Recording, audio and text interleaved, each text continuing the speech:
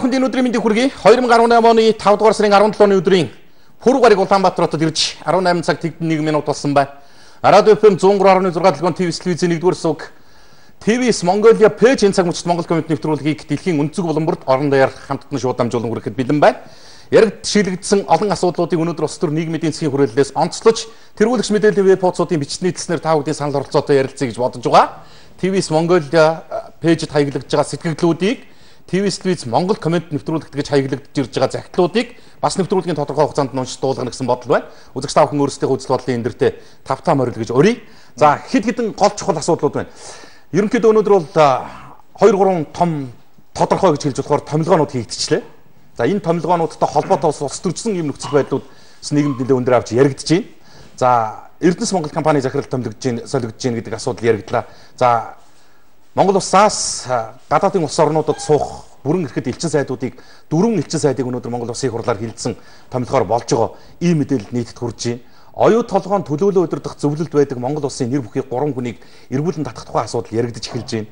Үүнтэй зэрэгцээд оюу толгой үр өгөөжийг нэмэгдүүлэх улсын хурлын лобби бүлэг байгуулагдсан гэдэг ийм мэдээлэл бас захим ертөнцид явлаа. За их хурл төр засгийн төвшөнд яригдж байгаа хэд хэдэн асуудал ерөнхийдөө 2019 оны төсвийн хүрээнд яригдж байна. Төсөв ямар хуу байх юм, орлого ямар хуу байх юм, зардал ямар хуу байдгийг гэдэг асуудал ярьж байгаа. Энэ үе дээр улс төрд одоо сүрэг хүчин болж байгаа арчс намын зүгээс энэ Монгол Улсын засгийн газар үр авлагынхаа асуудлыг нэг талдаа гаргаж шийдэд зэгцлэхгүй бол өдөр өнгөрөх тусам, цаг минут өнгөрөх тусам энэ тодорхойгүй нөхцөл байдлаас чинь үүдэлтэйгээр учирж байгаа хохирол буюу тэр үр төлбөрийн чинь хэмжээ өсөд байна гэдэг ийм зүйлийг бас олон нийтэд хэлдэг. Хамгийн тодорхой тод жишээ нь Эрдэнэтийн асуудал дээр Монгол Улсын засгийн газар яг ямар байр суурьтай байгаа юм бэ? Яг яах юм бэ гэдгээ тодорхой болохгүй байж идэл чинь арбитрийн шүүхээс гарсан шийдвэр хэрэгжээд явчихсан. Өнгөрч байгаа хоног болгон Монгол улсад тодорхой тооны ийм санхүүгийн хохирол учруулж байна гэдэг зүйлийг ярьлаа. За ингээд энэ мэтийн асуудлууд бас өнөөдөр нэг талдаа яригдана. Хот дүүргийн хэмжээнд яригдж байгаа олон асуудлууд бас иргэд олон нийтийн бухимдал дургуутслыг төрүүлж байгаа ч зүйл байна. Ирг сайн гэж хэлэгдэж болохоор бас одоо юу гэдэг олон нийтийн дэмжлэг итгэлийг авж байгаа гэрэлтэй гэгээд үйл явдлууд ч байлаа. Эдгээрийг л одоо халагчилж ирээдчлгүүгээр л үзэж байгаа хүн дуулгана да. За хандад нэмэхээр содон зүйл байна уу? За өөрөөгөө чи өнөөдөр чинь цаг бас жоохон давч байгаа гэсэн. Тийм байна харин. Найрууд бас ихэнд хэлсэн шүү те. Тэгээ өөрөөгөө хэлчихэл. За одоо Монгол комментэд нэгдэцгээе. За тэргуун мэдээллийг Таймсын гоё Монгол хаширдан дэлхийн аварга болж байна. Чөлөө төхийн цэргийн дэлхийн аварга шалгаруулах тэмцээн өчигдөр Орос Японы улсны нийслэл Москва хотод эхэлсэн 34 дахь удаагийн тэмцээнд манай улсаас живсэгч хүчний алдар спорт хорооны тамирчид эрэгтэй эмэгтэй бүтэн багаар оролцож байгаа. Эхний өдөр эрэгтэйчүүдийн 57, 61, 65, 70, 74, эмэгтэйчүүдийн 50, 53, 55, 57, 59 кг гэсэн 10 жингийн урьдчилсан барилдаан болсон. Тэгвэл өнөөдөр өдөөс хойш дээрх жингүүдийн медалийн төлөх барилдаан болоход манай бөхчүүдээс нэг алт нэлээд хэдэн хүрэл медальтан тодорсон гэж байна. Эрэгтэйчүүдийн 61 кг хэмжээнд 2014 оны дэлхийн аварга шалгаруулах тэмцээний хүрэл, Mongolia Open олон улсын тэмцээний хүрэл, улсын аварга шалгаруулах тэмцээний мөнгө, хүрэл медальт, Бямбат орчийн хаширдан алтан медалийг хүртэж Монгол улсын төрийн дуулалаа гიშгэлүүлж байгаа. Цэргийн дэлхийн аварга шинээр нэмэгдэж байгаа ийм сайхан мэдээллийг Times гоё Монгол болондоо онцоллоо.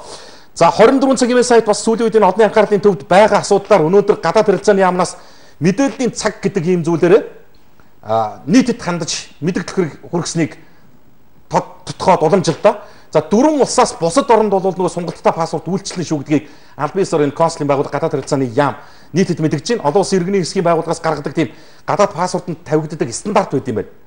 Энэ шаардлагынхаа хүрээнд гар аргаар паспортыг сунгахгүй байгаа ч гэдэг чиглэлийг Монгол улсад бас өгсөн юм байна. Одоо тэр дипломат байгууллагууд нь гадаадын улс орнуудаас за ингээд манай улс яасан нөхөр зэрэг энэ 1-р сарын 3-ны өдрөөс эхлээд ерөөсө гар аргаа нөгөө паспортны сонголт гэдэг юмыг байхгүй болгоод шууд 5 жилийн хугацаатай хүчинтэй хугацаатай паспорт олгоод эхэлчихсэн. Одоо энэ нөхцөл байдал нь ямар хуу хүндрэл учруулсан гэхээр нэр бүхий улс орнуудад бас иргэдийг зочиж явж байхад нь паспортын энэ сонголттой холбоотой эргэлзээ үүсэж байгаа. За тэгвэл дэлхийн 4 орноос бусад улс оронд бол яг одоо байж байгаа паспортаараа сонголттой паспортаараа чөлөөтэй нэвтрэх хэрэгтэй шүү гэдгийг энэ албаны хүмүүс нь мэдгдсэн байна лээ. За одоогоор Казахстан, Израиль, Өмнөд Африк гэсэн энэ чи юу вэ? 3 болоо явуулчлаа шүү дээ. Казахстан, Израиль, Өмнөд Африк. 4 гэж хэлсэн да. Тийм 4 орн гэж хэлсэн шүү дээ. Тийм 4 ус гэж байгаа. Энд дээр одоо 3 усан. За нэг нь Казахстан, Израиль, Өмнөд Африк нэг нь юу вэ? Өчигдөр битээр хэлжсэн юм да. Нэг орн. За ийм 4 улс одоогор бол Монгол улсын иргэдийг хил нэвтрүүлэхгүй байгаа гэдэг асуудал байна. Тэгээд яг нөгөө консулын шугамар, дипломатын шугамар энэ улсуудад тодорхой асуудал албан бичгийн маа хүргүүлсэн тайлбар мэдээлэл өгсөн байж байгаа тун удахгүй хариу нэрээд энэ асуудал зэгцрээ шийдэгдээд явна гэж юм. За гадаад паспорттой холбоотойгоор үүсэж байгаа асуудал бол ерөнхийдөө ингээд зэгцэрсэн шүү гэдгийг өнөөдөр нь мэргэжлийн байгууллага за энэ хэвлэлийн төлөөлөгч мандах цэцэг гэдэг эмэгтэй мэдээлэл хийгээд нийтэд өгчлөө шүү ойлголтыг нь. За мөн өнөөдөр элчин сайдуудыг томилж байгаа мэдээллийг залуу коммент онцолсон. Энэ ч одоо маш удлаа шүү дээ. Юу болчихвол чинь их хурлын баг үндсэндээ бүрэн эрхээ хугацааны талан өнгөрлөө. Энэ хугацаанд зарим элчин сайдуудыг эргүүлэн татсантай холбоотойгоор зарим элчин сайдуудыг шинээр томилох тухай асуудал орж ирээд хилцэгдээд бас одоо нэлээд улс төрсөн нөхцөл байдал үүссэн. Ерөнхийлөгчийн дэмжсэнийг их хурл дэмждэг.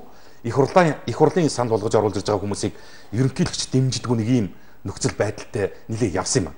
За өнөөдөр бас энэ нөхцөл байдлын эцсийн цэг хатгагдж байгаа шиг байна. Залуучком дээр бичсэн байлээ.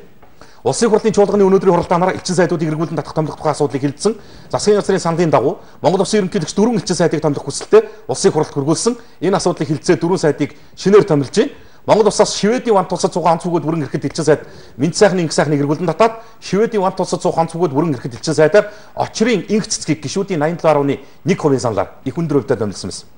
Их Британи, Умард Ирландын нэгдсэн ван тусад цугаан онцгүйд бүрэн эрхэд элчин сайд Санжийн баярыг эргүүлэн татсан. Их Британи, Умард Ирландын нэгдсэн ван тусад цугаан онцгүйд бүрэн эрхэд элчин сайдаар нар хүүгийн тулгыг гишүүдийн 83.6% саналаар.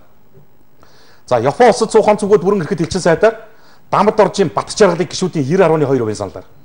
Канада улсад суух онцгойд бүрэн эрхэд элчин сайдаар Ядмагийн ариун болдыг гишүүдийн 90.3% саналаар тус томилж байна. Улсын хурлын чуулган хуралдаанаар Монгол Улсын эдийн засаг нийгмийн 19 оныг хөгжүүлэх үндсэн чиглэлийг батлах тухай асуудал хилцэгдэж байна гэдэг ийм үргэлжлэн товчгүй тодорхой мэдээлэл тавьсан. За энд үзэгчд бас харж байгаа бол анзаарж байгаа бол нөгөө нэр бүхий хоёр хэрхэн байхгүй. Яг элчин сайдуудыг томилоход ланкнаас эхэлж яригдсан Чимгүндэр Тэнгэр гэдэг хоёр хүний нэр энд байхгүй байгаа. Ерөнхийлөгчийн улсуудыг нэрийг нь их хурлын чуулганд өргөн мэдүүлээгүй.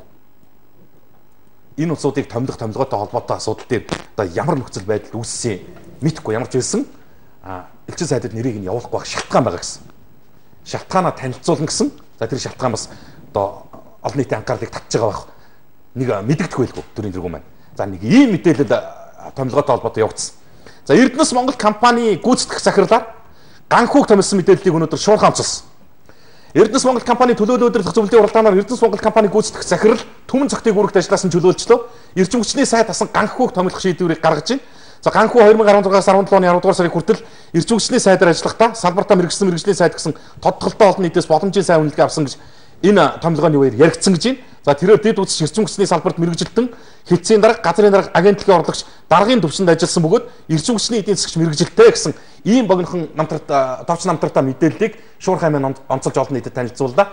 За Эрдэнэс Монгол компани гүйцэтгэх захирал чөлөөлөгдсөн орны хүн томилогдсонтой холбоотойгоор Эрдэнэс 5 толгой компани дээр бас одоо асуудал үүсч яригдж эхэлж байна лээ. Гэхдээ энэ бол бас л одоо юу гэдэг нэг тийм улс төрийн хандлага нь илүү давмгайлчсан.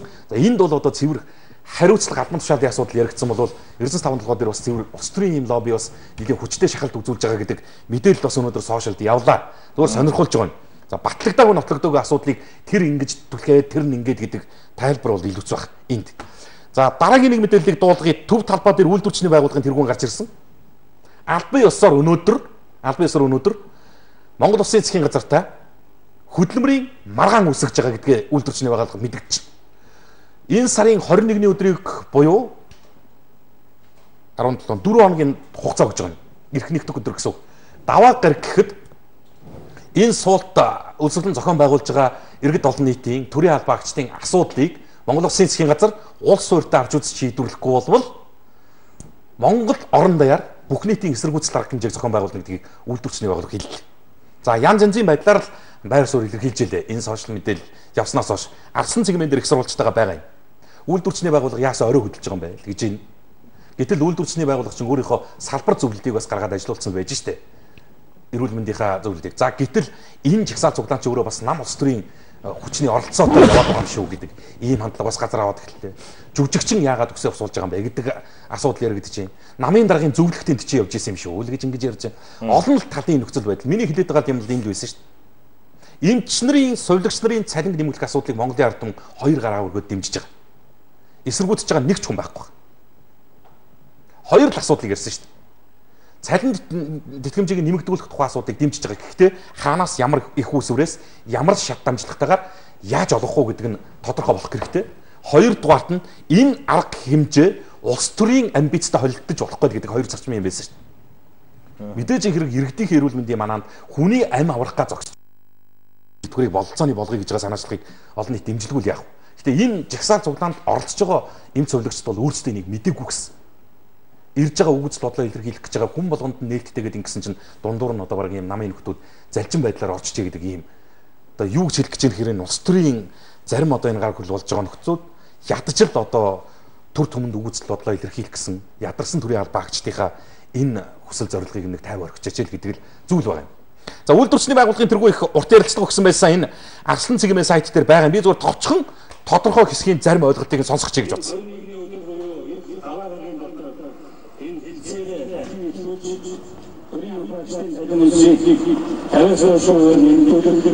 Энэ хэлцээрээ үлээсэн үнэ одоо яаралтай хэрэгжүүлэхгүй тохиолдолд энэ хөдөлмөрийн хамтын маргааны Монгол улсын үндсэн хөдөлмөрийн нөхөр үйлдвэрийн Монголын үйлдвэрчний холбооноос улс орны яг албан ёсоор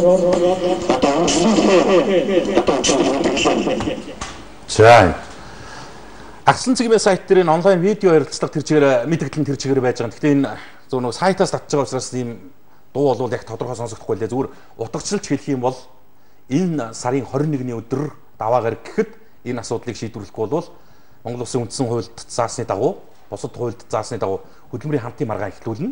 Улс орон даяар энэ асуудлыг шийдэгдтэл нь иргэд олон нийтэд төрийн албаагчтайгаа нэгдэж тэмцэнэ гэдэг ийм тавч агуулгыг л үйлдвэрчний байгууллага хэлсэн.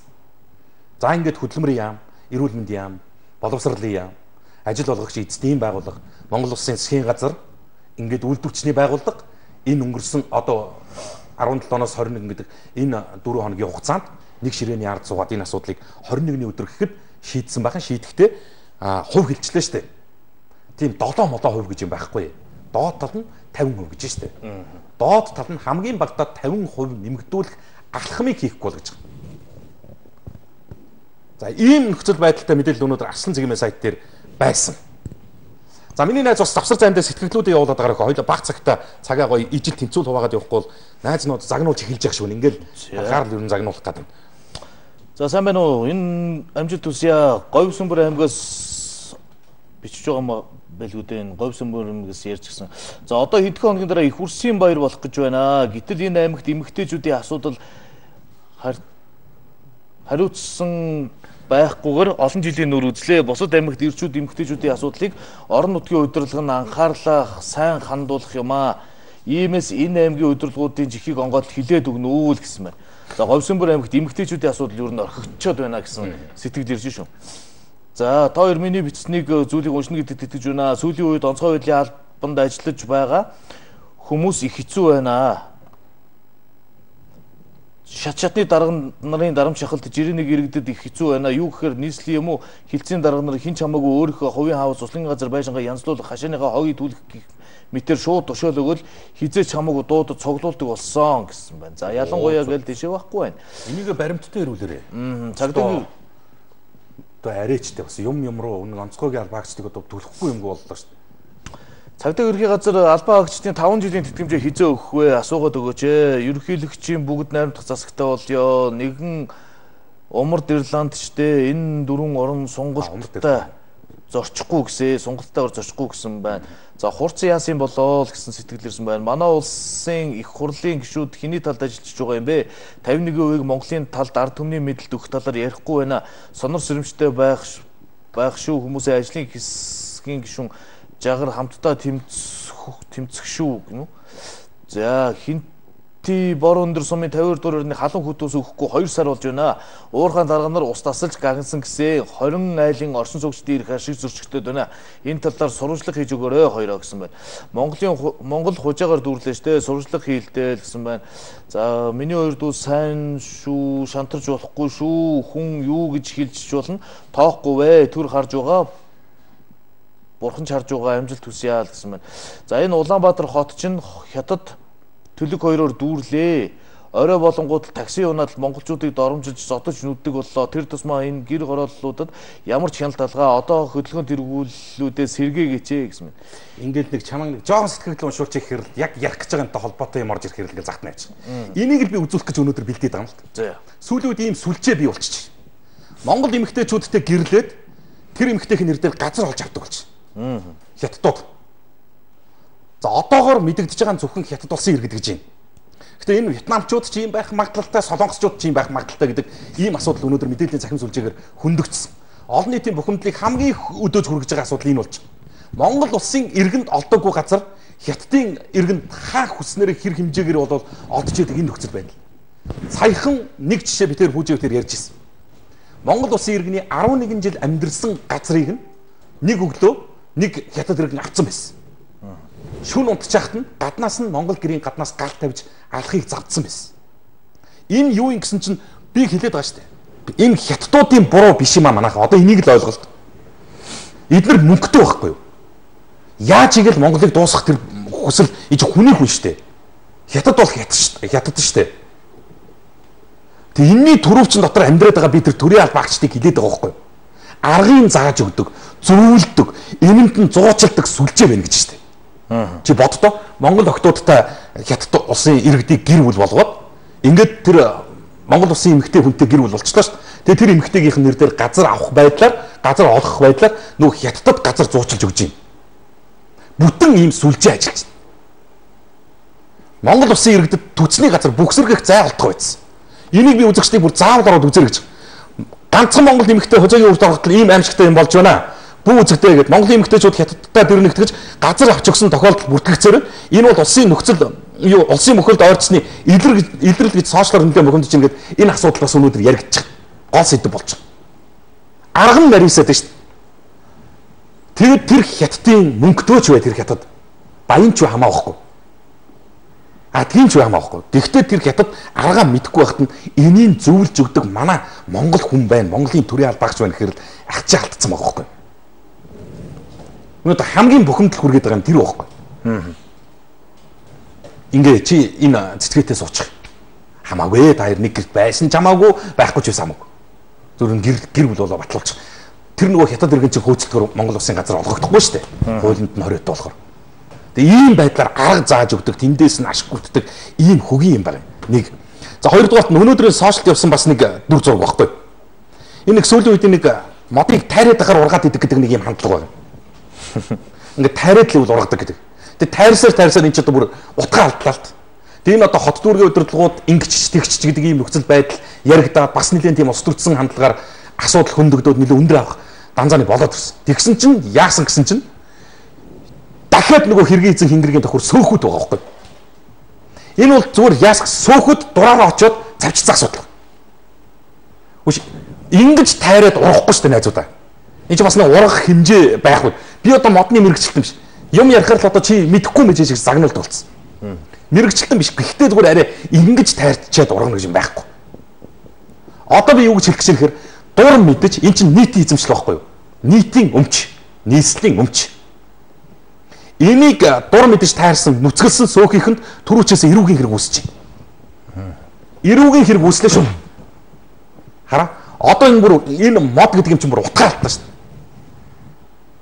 Уулнаас бүтэн мод буулгаж авчирч хотод суулгадаг боллоо үндэстэй. Үндэстэй модыг ухаж гаргаад хайдаг болж байна. Тайрсаар бүр ингээд угтан тултал тайрдаг болж байна. Маш их хөдөлмөр болсон байгаа үстэй. Энэ болгоныг ингэж хашаалж, ингэж хамжиж хямгдах гэж ийм нөхцөл байдал дээр л өнөөдөр бас нэг дүгнэлт хиймээр юм байна. Энэ суух гэж юусоо нэг хаанхын ямар ч хуулийн захирагддаггүй нэг ийм зүгээр гайгүй айтайхан мундаг ажиллаж байгаа суухуд байдаг юм аа. Би тэр болгоныг үгүйсэхгүй байна. Гэхдээ энэ суухийн даврал гэдэг юм хэрэгсээ хэтэрлээ шүү. Энийг бас нэг талдаа бодож ойлгороо гэдэг нөхцөл байдал. Яг нэг ийм дайны хажуугаар дажин гихчээр хот мод гэдэг нэг ийм асуудал ингээд сенсац үүсэж байгаа хооронд нь хот руу бүх хардлага хот руу очиж штэ гэдэг байдал дээр суух тоглож эхэлж штэ одоо. Энийг гусаа хийцэн байхад хот дээр л яригдэн штэ. Энэ Батуулд амар сайхан гэл тийшээ л яваад өгнө нухчи гэдэг. Ийм нөхцөл байдал чинь одоо хуультай байна гэдгийг харуулж эхэлж байна. Ирүү үслээ шүү. Наад чинь 1-р сургуулийн Ататүркийн university-ийн 5 дахь сургууль руу явдаг зам дээр байгаа энэ модыг тарьсан асуудал чинь бол сөөхтэй холбоогүй юм билээ. Жохот өөрөө тарьсан билээ. Энийг хот тайрсан. Үгүй энийг сөөх тайрсан гэдэг өнөөдөр тэр хотын үндэс менежер тайлбар хийцэн байж ирсэн. Сөөх нь болохоор өөр газар байхгүй юу? Тэр урагшаага гүүр даваад байдаг хороол дунд юм бэл. Ямар ч газрыг бол тайрчихсан. Энийг чинь болохоор зэрэг энэ мод ингээд хөгшөрд өгч байгаа мод өгсөн модоо гэдэг. Тэгээ өнөөдөр бас нэг зураг явж исэн. Нэг жилийн өмнө чааж юм бол ийм саглаасан навш мачин ургацсан мод байгаа байхгүй. За. Тэгээ хизээ өгцөн гэж бодож энийг тайрж байгаа юм бэ гэсэн ийм зураг явж исэн. Одоо нэг ийм яриад байна л да. Юу гэхээр зэрэг агаарын бохирдол багассан. Нөгөө хүчил төрөгчийн хэрэгцээ их багасчлаа гэж тайлбарлах гэж байна. Ерөөсөө юмыг гэсэн үнэн солиоруулах юм аа. Яаж хийж байгаа л нэг асуудал гаргаад алдаа гаргах юм бол тэрнээсээ мултардаг тийм арга замыг үнэхээр нэг тийм хулгайчийн аргаар олдог болсон юм. Одоо өнөөдөр дахиад төсөвдөр юу хэлцэгдсэнийг сонсов. Энэ ч дээ өнөөдөр. Нүүс юм дээр үуч. Энэ жил агаарын бохирдлыг бууруулах чиглэлээр 200 тэрбум төгрөг зарцуулахаар төсөөлж байна. Утаанд дахиад 200 тэрбумыг төсөөллөө.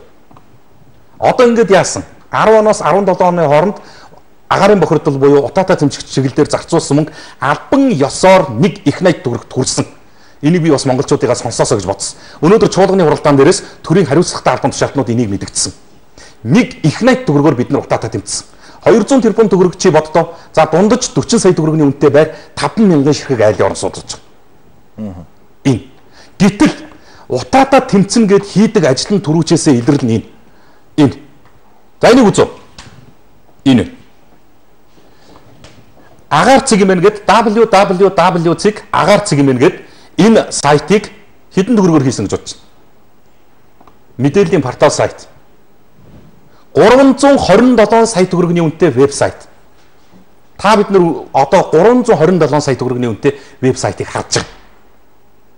Энэ одоо утаатай тэмцэх чиглэлээр хийсэн том ажлын нэг нь энэ баггүй.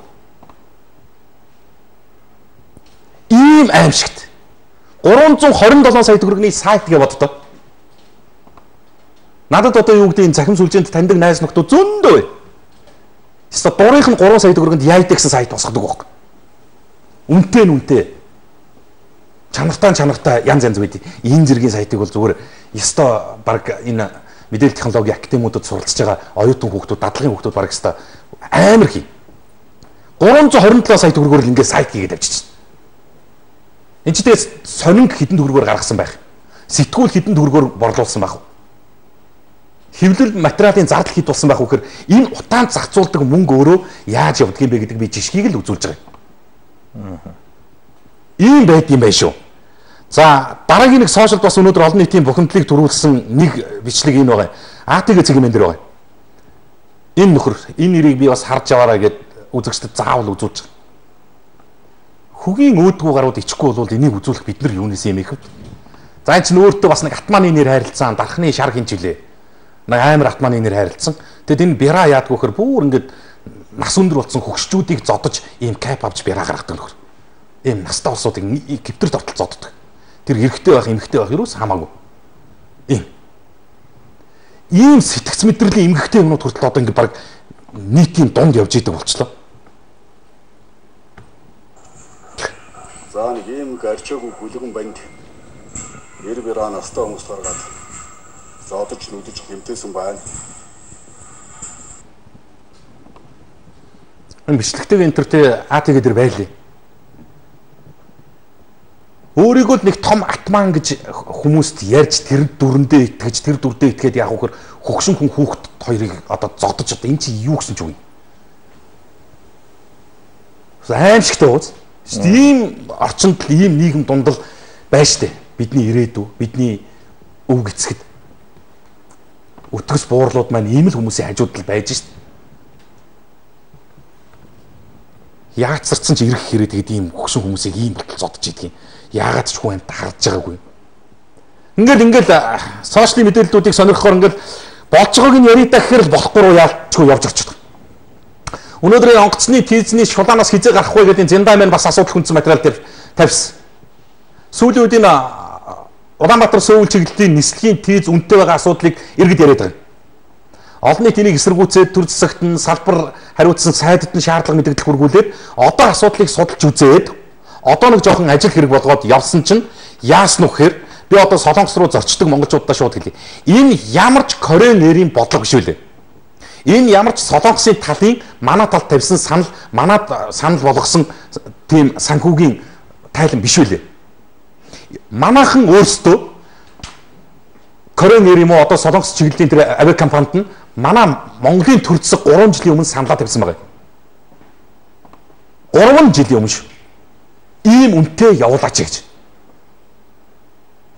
Зах зээл нь байгаа. Монголчууд хүссэн хүсээгүй танаа Солонгос руу зорчно манайхан. Тэгээ энэ юу гэхээр зэрэг ижил зайд зорчиж байгаа үн тарифаас 3 дахин илүү үнэтэй зорчиж байгаа. Энэ үгүй. Кореян гэр бүлийн гишүүдтэй холбоотой асуудал яригдсан. Тэгээ энэ үед дээр нь бас одоо мэдээлэлүүд дэлгэгдсэн байна. За ингэж байна. Энэ дэр ба. За энэ 2012 онд бүгд найрамдах Солонгос улсын шударга хөсөлтөөнийг дэмжих газар монополийг арилгах даалгавар Кореян компанид өгч байсан ч шийдэгдээг өнгөрснийг үнд өгүүлж байгаа. Тухайн онд Монголын иргэний нислэгийн өндөр албан тушаалтан Чежүү арал руу аялахдаа зардлаа Кореян компаниар төлүүлсэн илэрч маргаан нэгдэж байсан удаалагч. Кореян компаниг эзэмшдэг Ханжин группийн ерөнхийлөгч анх Боинг 727 нисэх онгоц Монголын талд хандивлаж Кореян ерөнхийлөгчийг Монгол улсын засгийн газар алтан гац содонгоор шагнаж Монгол зочлоход нь төрийн хүндэтгэлийн төвшөнд угтаа авч үйлчилдэг зэрэг онцгой харилцаатай мөн өгүүлж ирсэн. Кореян компани төлөөлөгч Монголын чиглэл зуны улиралд ачаалт нэмэгддэг тул жилийн орлогоо энэ үед нөхөж авдаг. Мөн цаг агаарын хүнд нөхцөл байдлыг нь тасалбарын үнийг нэмэх үндэслэл болдог гэж тайлбарлаж байна. Ийм сон.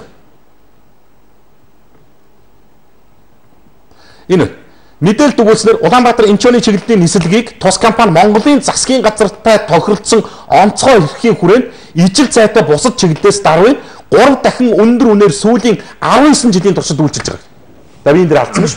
3 дахин илүү үнэтэйгээр 19 жил ийм монополоор монголчуудыг шулж байгаа.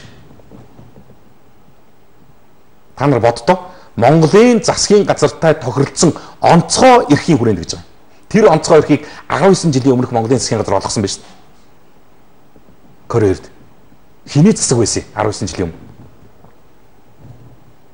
Энийг би бүр яг мэдэж аваач энэ бол ямар ч тийм Кореян талаас монголчуудыг ингэж дарамталдаг эдийн засгийн бойкот биш юм байна. Энэ манайхны ийм мэд очиж бялдгандаг ийм нөхцөл байдал дээрээс нь талцч өөрсдийнхөөгөө шулуулгадаг нэг ийм ядцгүй явааргүй нэг албан тушаалтнуудын юм биш дээ. Үйлдэл нь бол өөрөөр хэлэх юм бол танаа иргэдээ чинь шулъя. Та эрхийн өгч. Таныг бол үнгүй нэсүүлье. Чэжүүр үнгүй аялуулын амруулъя. Эрхэд чинь бол төрийн өндөр түвшинд хүлээж авдаг бай. Нэг хүн тансаглах гэж хэдэн зуун Монгол иргэдийн амьдралын асуудлыг нь яаж яах гэдгийг л бодооч. 3 дахин илүү үнэтэй гэж шүү дээ. Нэг нугалцсан биш. 2 нугалцсан биш, 3 дахин гэж шүү дээ. Ийм аимшигтай мэдээлэл өнөөдөр зэндаа юм дээр гарч ирж байгаа. Энийг би бас нэг үзэгчдэд дуулгая гэж бодсон. За дан ганц цалингаа нэмэгдүүлэх асуудлаар жагсаал суулт хийх чинь ирээдүйдээ харин гол асуудал бол одоогийн улс төр нийгмийн тогтолцоог бүрэн утгаар шинжлэх хэрэгтэй. Ийм байдлаар улс хөгжихгүй байгаа юм а. Бүгд нэгдэж томоохон жагсаал зөвлөн зохион байгуулах хэрэгтэй гэсэн.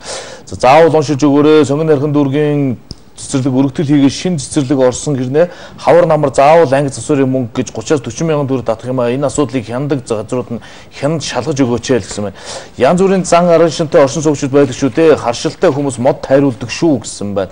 Үйлдвэрчний хэвлэл жагсаалт нэгдэж байгаа бол оюутан залуус хичээл хаялт хийж нийгмийн тогтолцоог өөрчлөх хэрэгтэй л гэж байна.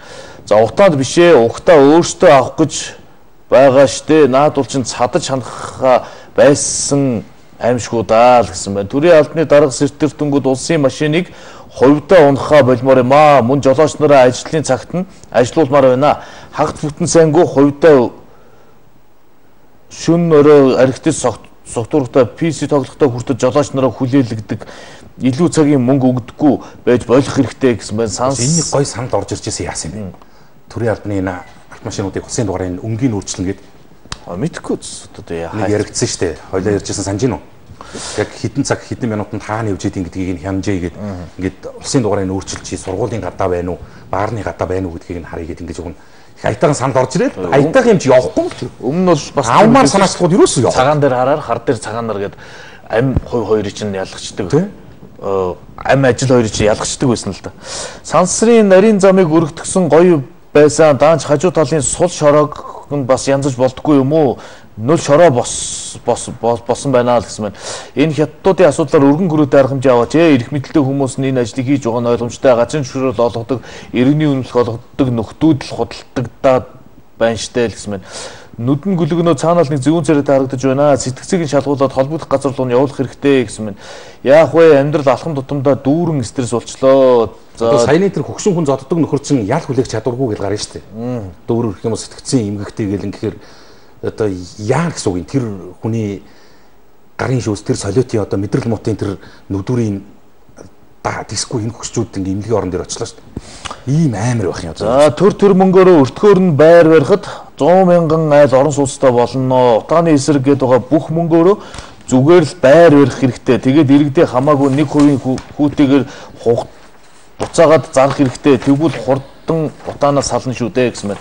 Арчаагүй дарга нартай болохоор арчаагүй хүмүүс осорж байна. Утаан тийм их мөнгө төлөвлөж байхаар тогныхоо мөнгийг тэгэлжүүлчихвэл утаа багсан шүү дээ. Сэтгцийн өвчтэй хүмүүсээ хориоч. Хүн зодоод байж үдэг даварцсан юм аа гэсэн байна. Баян зэвдээ ус гоожиж бохор үнэртэж байгааг яаж шийдвүлэх вэ? Контор сөөх аль нь ч тоохгүй юм аа. Сүхбаатар дүүргийн 11 дугаар хороо шинээр ашиглалтанд орсон 906 дугаар байр гэсэн байна. Хүмүүсээ орон сууцжуулаач. Тэгжлвэж утаа багсан штэ. Арай хитрхи хийдэх юм аа гэсэн байна. Энэ 200 тэрбум нохоон замаар орхон дээ. Энэ мөнгөөр хідэн айл байртай болох байсан болоо. Би харин хэллээ шүү дээ. 200 тэрбум төгрөгийг зүгээр л орон сууц барих ажил зарцуулбал нэг айлын орон сууцыг 40 сая төгрөгийн зардалтай босгохдоо гэж бодож байгаа шүү дээ. За одоо нөгөө метр квадратын 500 мянга гэж үнэлэхгүй шүү дээ. Метр квадратын сая төгрөгөөр үнэлээд 40 метр квадраттай 2 өрөө байр гэж ингээд тооцоолохоор 40 сая төгрөгийн өртөгтэй босох бүтээн байгуулалтыг 50000 айлыг гэр ороллоос байх болгож болж байгаа. Нэг жилийн төсвөлж байгаа мөнгө. Энд чинь зүгээр төсөв. Дээрэс нь утааг бууруулах чиглэлээр гадна дотны зээл тусламж санхүүгийн түмэн шийдлийн дэмжлэгүүд. Тэгээ 317 сая төгрөгийн вебсайт багхгүй юу? Ийм инээдэмтэй юм хийж байгаа юм л. 317 сая төгрөгөөр баг жижиг телевиз нээлээ ууя. Ийм илгийн юмд нь одоо манай энэ хяналтын байгууллагын аудитын тэр хууль хяналтын байгууллага итгээд нэг сайт нэр 317 сая болд юм. Тэхийн сайт чинь ийм үнэтэй гэдэг юм уу гэж итгээд явж байгаа нь өрөвдөлттэй байхгүй. Мэдсээр үж итгэж байгаа. Ийм сонирм. За сайн байна уу? 1990 онд Монгол амьдарч байгаа цагаан хятадууд 7000 орчим байсан гинэ. Одоо 2018 он гэхэд 28 жилийн дотор Монгол хүүхнүүдтэй нөхцөж үржээ 150,000 орчим болсон гинэ. Энэ үнэн үү? Гадаадын иргэн хариатын газраас асууж тодруулаач. Зөвхөн цагаан хятад иргэд гэсэн шүү дээ. Хариатын байгууллагаас бол энэ тоос айгүй жоохон гарч ирдэг юм л та нэг албан ёсны мэдээлэл нь чи хийдүүлээ. Цөөхөн гарч ирдэг. Гэхдээ хэлээд нь штэ. Тэр хятад иргэн Монголд байхгүйгаа мэдэгдэх ямар ч шаардлагагүй болчихж байгаа байхгүй юу? Яг зөвхөн Монгол эмэгтэйтэй гэр бүлийн нэг юм батлуулчаад газар аваад амьдэрсэн.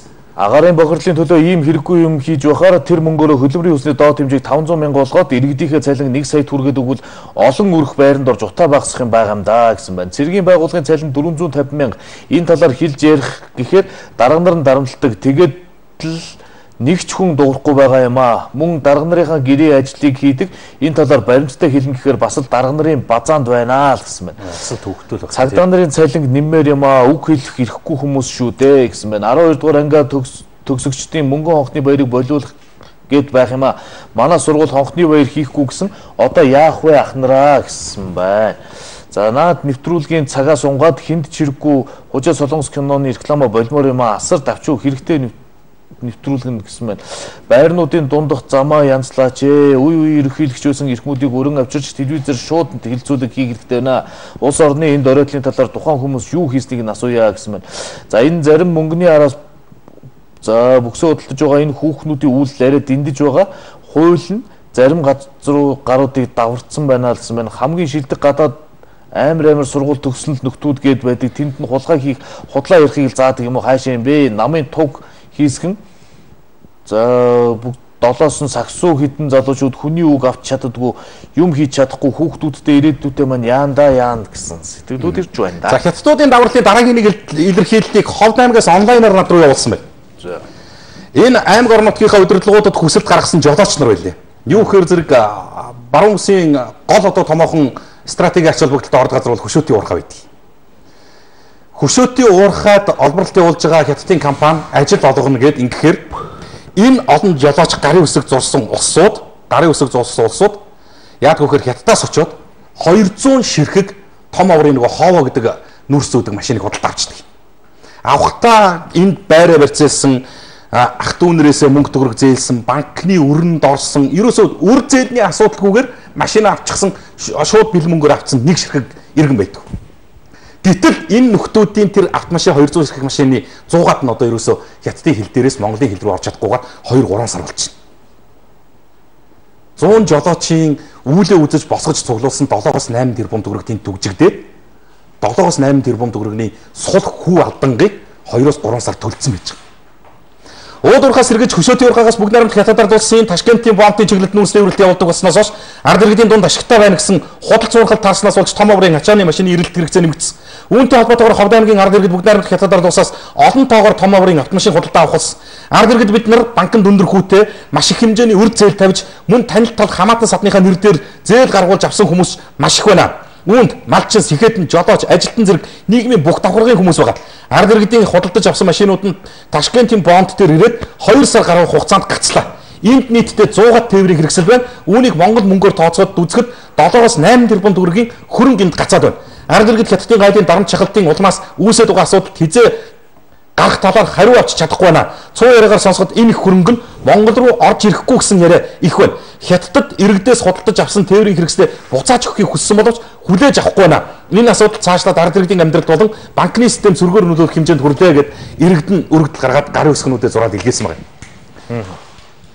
За ямар асуудал гэдэг нь бол ерөөсөө энэ машиныг бүртгэл нөгөө гайлын бүрдүүлэлт бүртгэл хийжсэн 2 хятад нөхөр одоо зүгээр ингээд энэ жолооч нарын олд сонсноор шүү дээ.